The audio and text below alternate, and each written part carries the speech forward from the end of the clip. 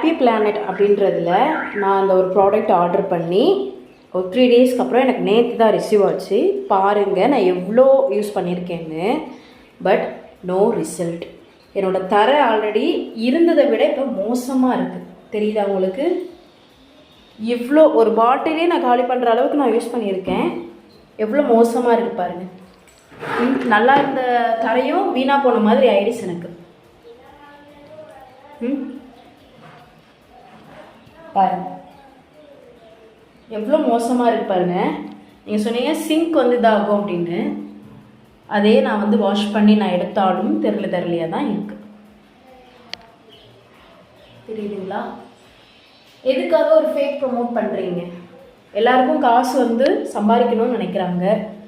அதுக்கு வந்து ஜென்யூனாக வைங்க. இவ்வளோ பர்சன்டேஜ் தான் போகும் அப்படின்னு சொல்லி வைங்க. இதை நான் கண்டிப்பாக வந்து சோஷியல் மீடியாவில் நான் போடுவேன். ஸோ நீங்களே பார்த்துக்கோங்க.